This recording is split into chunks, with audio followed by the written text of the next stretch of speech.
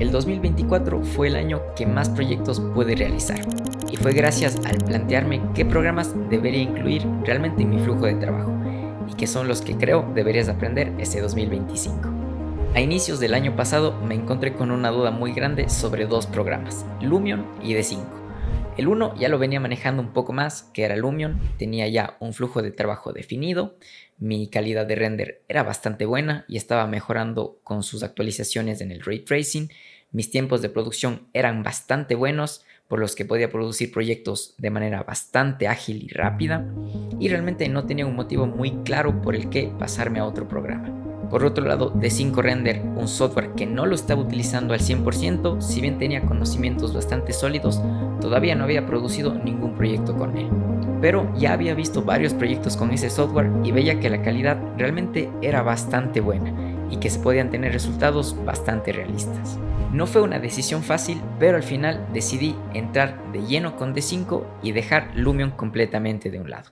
Uno de los motivos por los que tomé esta decisión fue porque D5 tenía una versión gratuita y esto podía permitirme tener un software legítimo en mi computadora. Sé que este punto puede ser un poco irrelevante para muchos, ya que hay personas que consiguen los softwares de manera ilegítima o los craquean o no los consiguen de fuentes oficiales, y más en Latinoamérica, en un mercado que realmente sí se complica un poco tener un software con una suscripción que puede estar rondando los $1,000, $1,200, y más aún cuando son varios programas los que necesitamos adquirir. Pero yo estaba en un punto en el que realmente para mí ya era una necesidad tener los softwares con sus respectivas licencias.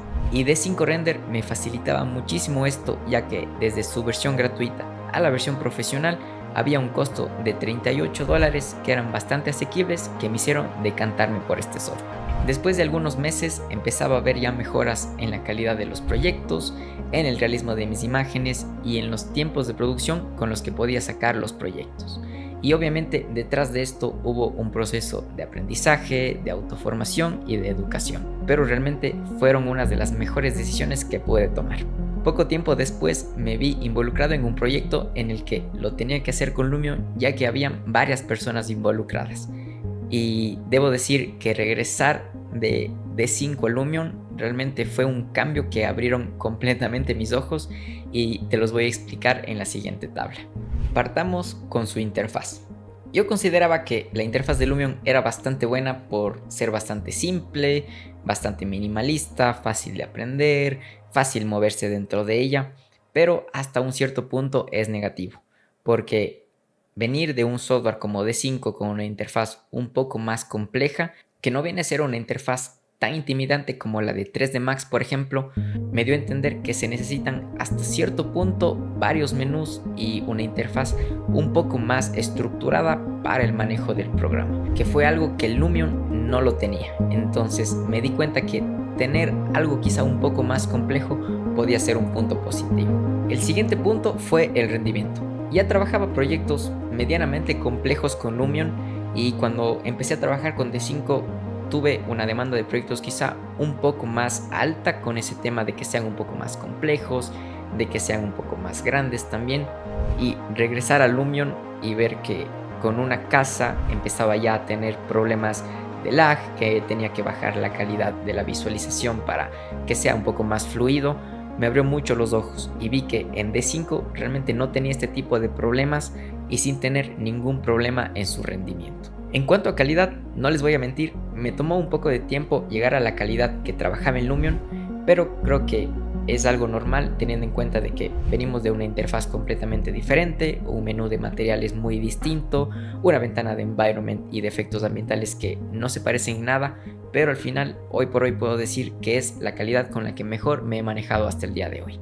Otro aspecto muy revelador fue el tema de los objetos y las bibliotecas 3D. Los que veníamos de Lumion teníamos muy claro de que algunos objetos no se podían editar, sus texturas eran las que ya venían por defecto y no las podíamos modificar. Por otro lado, en D5 todos los materiales de los objetos se pueden modificar, se pueden importar materiales externos o trabajar con los mismos materiales nativos, y esto ayuda muchísimo a la ambientación de cada escena, porque puedo modificar las maderas al gusto que yo quisiera modificarlos, indistintamente del objeto que sean. puedo modificar algunas de sus escalas en cualquiera de los ejes, y esto fue realmente bastante crítico cuando regresé al programa y vi que en Lumion no se podía hacer. Y por otro lado, el costo del programa. Eventualmente pasé de la versión gratuita a la versión profesional, que tiene un costo de $38 mensuales, y si es que se paga al año son $360. Creo que es algo que algunos de estudios, freelancers o interioristas o renderistas se pueden permitir pagar. Creo que no es un precio completamente exagerado, y teniendo en cuenta de que ya es la versión profesional, mientras que en Lumion partimos de, me parece que son los $750 en la versión básica, y la versión profesional asciende hasta cerca de los $1500. Entonces, que es algo que realmente es el punto de inflexión para decantarte por un programa o el otro. Así que me quedé con D5, estoy muy contento con los resultados que he conseguido, y realmente es un programa que les recomiendo sinceramente que lo puedan aprender, porque se está actualizando bastante bien. Las actualizaciones vienen con muy buenas herramientas y la calidad que se puede llegar a conseguir es completamente excelente. Así que uno de los programas es D5 Render. Por otro lado, en cuanto a modelado, me manejo actualmente solo con SketchUp. Si es que tengo algún proyecto que se haya manejado en algún, no sé, en algún software BIM, por ejemplo, como Revit o ArchiCAD, pido planos para completamente dibujarlos desde cero. Sé que muchas personas trabajan con el 3D de ArchiCAD o Revit, pero hay ciertas restricciones que hacen falta en un programa de modelado como es SketchUp o incluso 3D Max. Y por último, para edición y diagramación, la suite de Adobe, que incluye Illustrator, Photoshop y también InDesign. Como ven, prácticamente son dos programas los que utilizo para visualización. Me ha servido un montón poder definirlos y poder estructurar cuál es mi flujo de trabajo, porque eso me ayuda en cuanto a calidad, también me ayuda mucho a la producción y el tiempo de entrega de mis proyectos. Te invito a considerar realmente cuáles son los programas que deberías incluir en tu flujo de trabajo, ya que no es necesario que tengas tantos en un solo flujo, porque puedes llegar a aprender solo un 40, un 50% de todos los programas, pero si tienes pocos programas y los sabes manejar al 100%, creo que va a ser mucho mejor. También te invito a considerar que la licencia de los programas que utilices sean legítimas.